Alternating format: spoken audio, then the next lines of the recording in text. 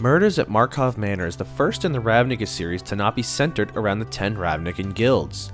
Instead, we have a murder mystery on our hands, and with it comes 4 new commander decks. Each deck contains brand new cards, 2 new commanders, and over 80 reprints from across the Magic timeline. In this series, we're going to break down each of these decks, give you the inside scoop on the best new cards, the best reprints, and an upgrade guide to help you fine-tune your deck. In this video, we will be discussing the Deep Clue C deck, a green, white, and blue deck that centers around clue tokens and card advantage. To begin, let's take a look at our 2 new commander options. Morska Undersea Sleuth is a 2/3 Vedalken Fish detective for 1 each of green, white, and blue mana.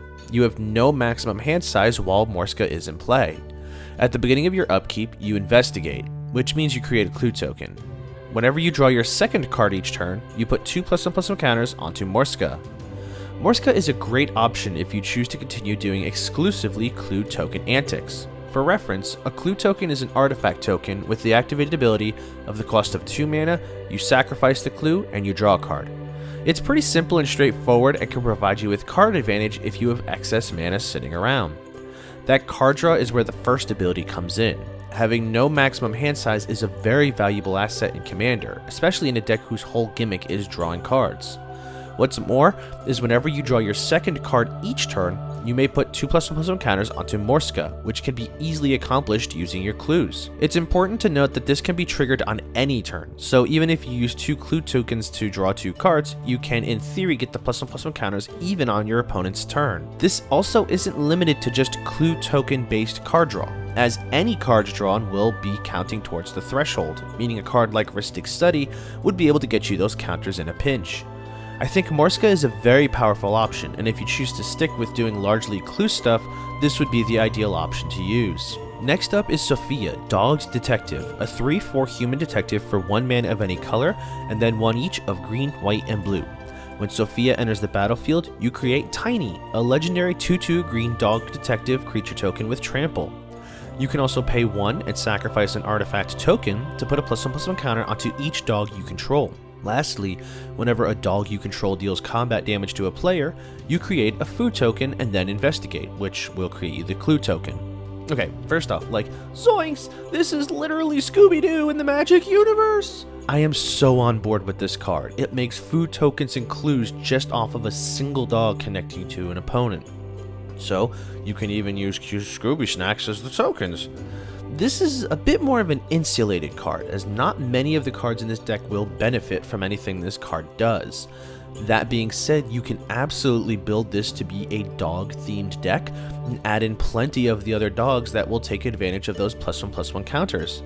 Tiny comes in with Trample, and so rather than creating a giant doggo token that gets easily stopped by chump blockers, you get a dog that can easily run over things. Both commanders in this deck have some synergies with +1/+1 counters on them, so you can of course dive into more of that if you wish, but for our upgraded build, I want to remain on theme and lean more into just the clue synergies. We have the potential to make plenty of clues, and so I think that we can take the hint and stick with it.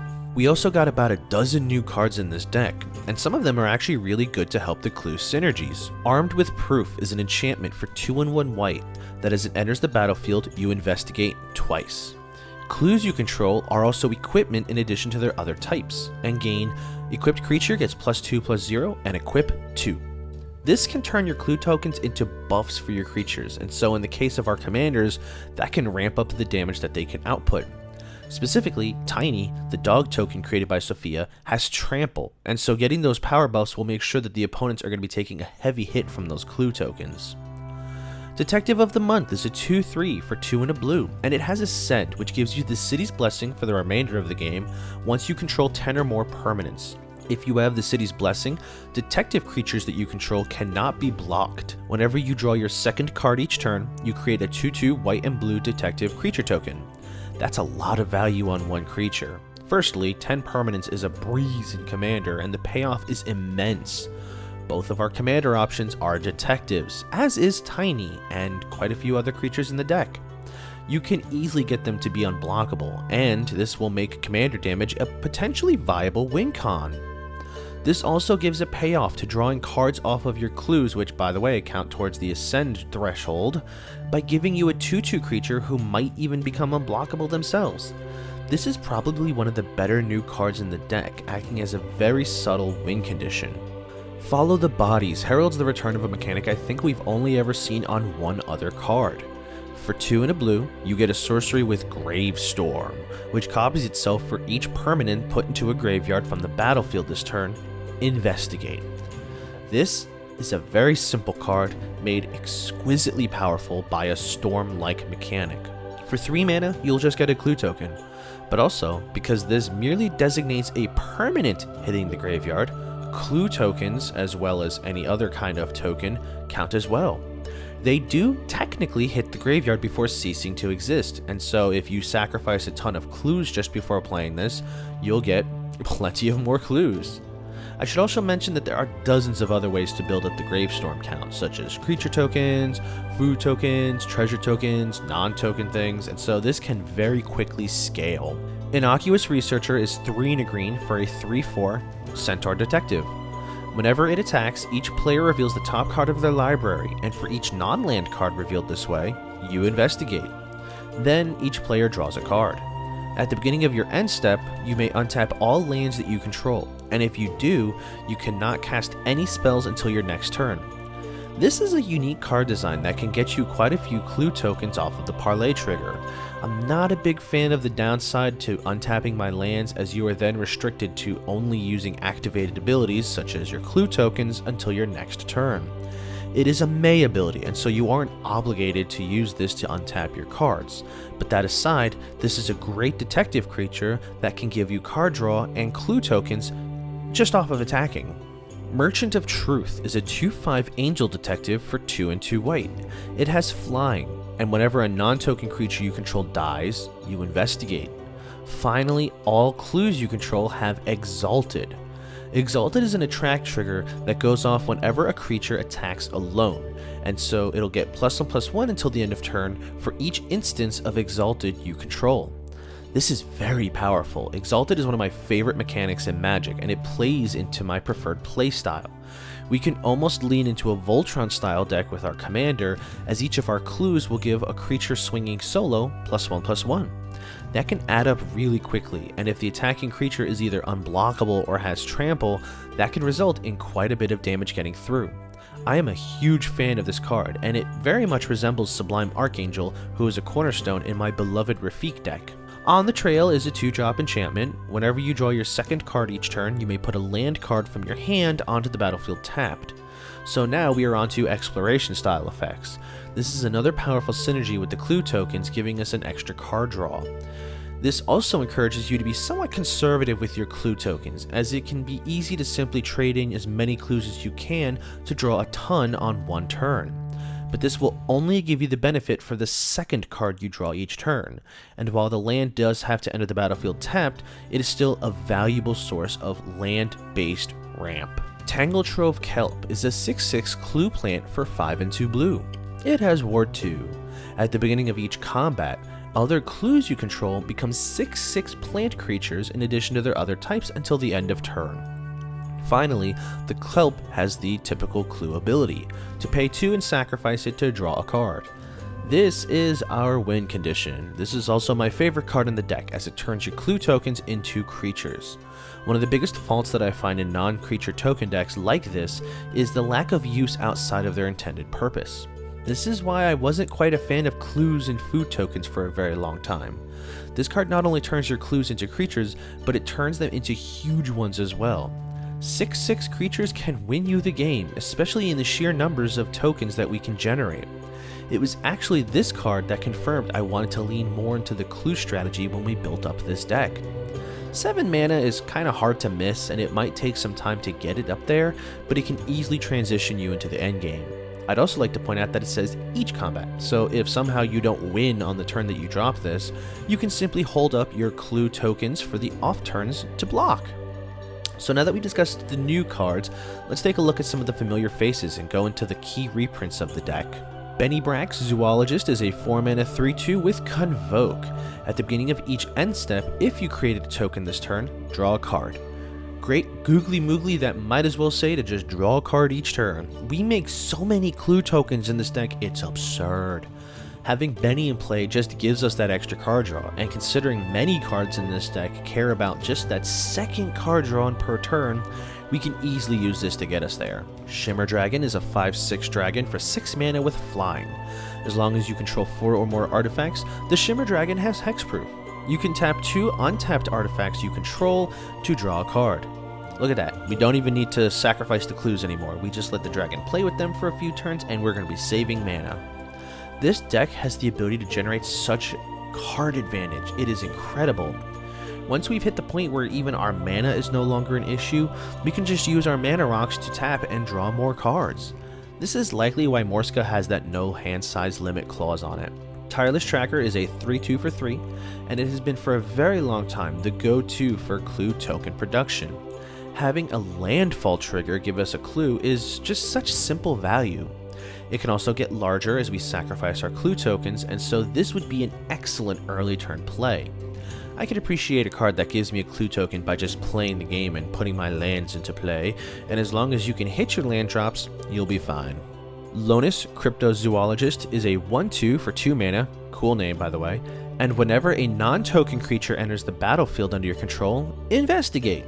You can tap Lonus and sacrifice X clues to have target opponent reveal the top X cards of their library, and you may put a non-land permanent with mana value X or less from among them onto the battlefield under your control. The rest get randomly placed on the bottom of the library. This kind of diverges into a bit of a theft style strategy, but it's a control element I gladly have in the deck. I want to find unique ways to utilize our clue tokens, and if it can get us some non-land permanents from our opponent's decks, let's go! Academy Manufacturer knew it was going to be on my list of upgrades, so it did me the favor and just slotted itself in the deck. This 3 mana 1/3 is a mathematical nightmare for our opponents. See, whenever we would make any of a clue token, a food token, or a treasure token, instead we make one of each. So, each investigate trigger will give us a treasure token and a food token as well as the clue, meaning we get some extra mana ramp and life gain, I guess. If we have that Shimmer Dragon in play, we can immediately start drawing some cards and it'll have hexproof. If you can somehow find a way to make token copies of the manufacturer, I highly recommend getting a calculator because you can be making a lot of tokens. Junkwinder is a big danger noodle, but it has a ton of upside. It can cost as little as 2 blue mana to play, and on top of that, whenever a token enters the battlefield under your control, you can tap a non-land permanent that an opponent controls, and it does not untap during their next untap step. This can be great to hit opponent's tempo, and it taps down their biggest threats. You can get multiple triggers for multiple tokens, and so for cards that give us extra clues, that will be great value for the Junkwinder. Inspiring Sanctuary is a 3-drop artifact that gives your non-artifact spells improvise. That lets you tap your artifacts to help pay for the generic mana costs, which is additional utility for your clue tokens. Mechanized Production is an all-star and one of the win cons in this deck. For 4 mana, you can enchant a target artifact you control, a clue token. And then, at the beginning of your upkeep, you create a token that's a copy of the enchanted artifact. Then if you control 8 or more artifacts with the same name as one another, like the clue token, you win the game. So in Blue's Clues you need 3 clues to figure it out. Mechanized Production needs 8 clues, but you get the idea. This card is amazing when enchanting any kind of artifact token, as your swarming of the field with other tokens of the same type will still count towards the 8 needed to win. Now let's talk upgrades. We already know what the deck wants to do at this point. Make a ton of clues and use them to get the value far beyond anything our opponents can muster. The deck retails for about $45 US, and so I'd like to keep the budget for upgrades to substantially less than that. For this deck, we're going to keep it to just 10 cards swapped in, 10 cards swapped out, and a budget of $20. Since it being in some aspects an artifact deck, those are very quick to go off the walls with power levels, and I do want to kind of keep this relatively tame for now. You can of course add in other cards that you either have or you can afford, and remember, your deck is your own creation. How you improve it is entirely up to you and your preferences. Briarbridge Patrol gives us another investigate trigger and gives us another trigger if we've sacrificed 3 or more clues in a turn to drop any creature from our hand to the battlefield. This is a very potent ability, as we can cheat in some of our bigger creatures just by simply using more of our clues. Cyberdrive Awakener is an alternative to the Kelp, and it makes our non-creature artifacts into 4/4 flyers until the end of turn. I really like the idea of turning our clues into creatures that can swing in and potentially win us the game, and this is an excellent option. The Great Desert Prospector is a unique creature that I wanted to include after finding the strategy of turning our clues into creatures. When he enters the battlefield, we create a tapped Power Stone token for each other creature we control. A Power Stone token is another artifact token that we can tap to add 1 colorless mana. That mana cannot be used to cast a non-artifact spell. It can, however, be used to pay for clue abilities and our other activated abilities. And given that we are turning our token army into a literal token army with some of the cards here, this gives us more potential creatures. Master Transmuter is a 1/2 for 4 mana. She has 1 ability at the cost of 1 blue mana, and bouncing an artifact you control to your hand, you can put an artifact from your hand onto the battlefield. This has so many applications in the deck. For starters, she can return the bounced card back to the battlefield, and that can include herself, dodging removal. In addition, you can use your artifact's tokens for that bounce cost here as another means to cheat casting costs.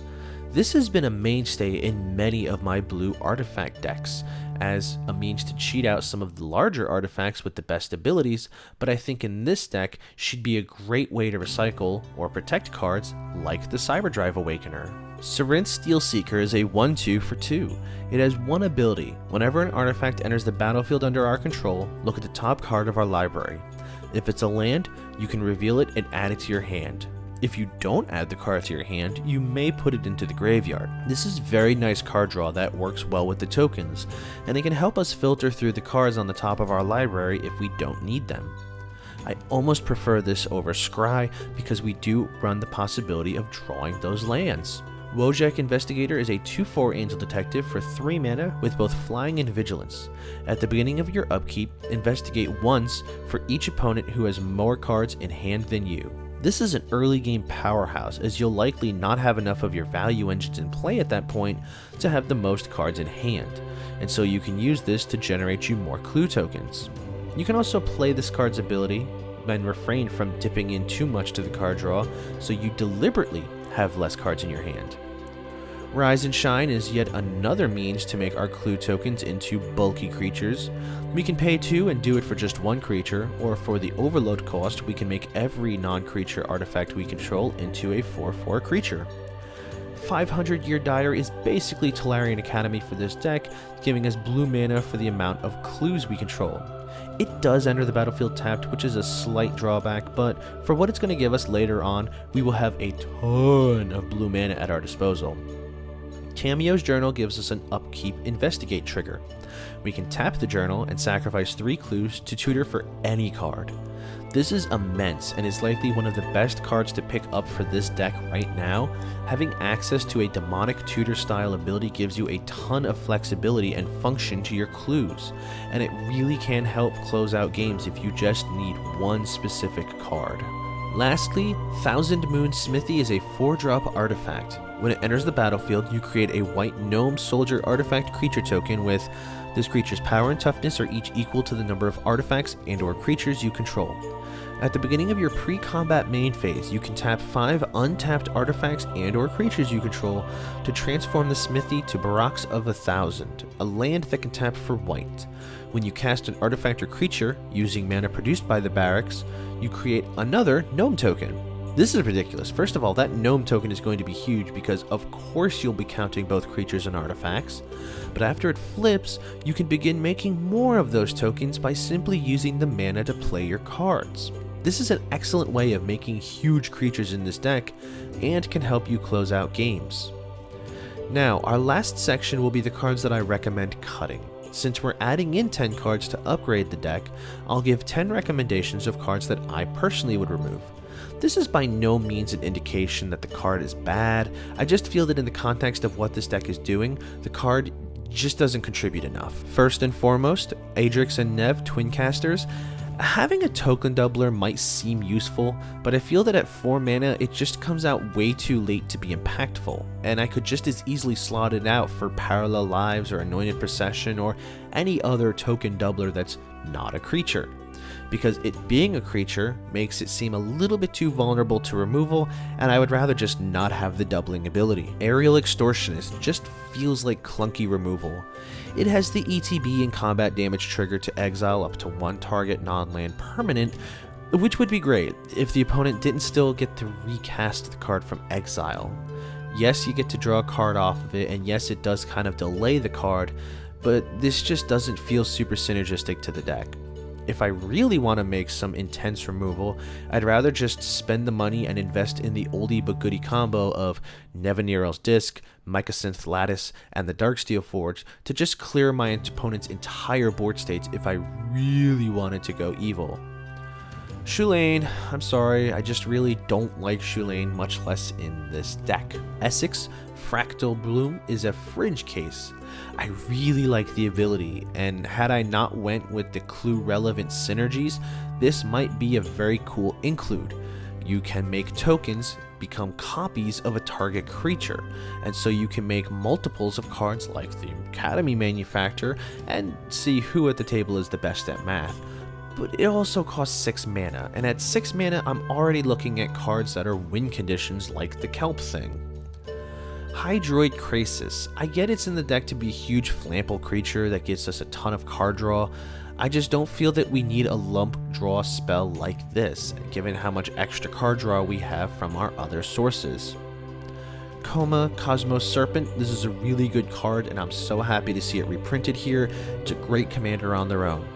In this deck, though, I don't see the synergies beyond making tokens. It costs 7 mana to have a creature that largely wants to do their own thing, and so I'd rather just have it be taken out so I can build a deck for Coma to actually flourish in.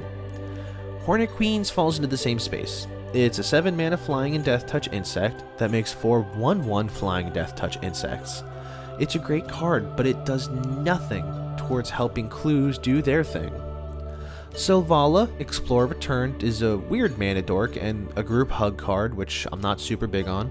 Again, we're on the it does nothing for clue cards, let's ditch it train, as while it can give card draw to the table and give us a decent amount of green mana, I'm not super into anything it's doing towards the deck's strategy. Fumigate has quickly become my least favorite board wipe, just out of how much it's been overprinted. I've seen some of the board wipes in the other precons in this set, and at 5 mana, I'd rather just run Wrath of God or bite the bullet and run Cyclonic Rift. Finale of Revelation will end our list of cuts as another bulky X card draw spell. I feel this deck can get going with enough card draw to not really need to fall back on draw X spells, and if we did, there are some cards in the clue theme that can help with that ability. I also really don't need redundancy on the max hand size, especially given that we have it on the Commander and on Reliquary Tower, which is a land and much more difficult to interact with. But anyway, that's going to wrap up our discussion of the Deep Clue C deck. I really do look forward to tinkering with this deck some more and seeing what other sorts of things we can put together from here. I think this is finally giving clue tokens a level of support and power that makes them more relevant in Commander, and I'd like to really see where this deck can go. Do you have any suggestions for additions or cuts to this deck that we didn't discuss? Let's reconvene in the comments section below. If you enjoyed this video, likes and shares are among the best ways to help support this channel. If you're new here, feel free to subscribe to never miss another video, and as always, I appreciate you hanging out here with me today. I'll catch you all next video.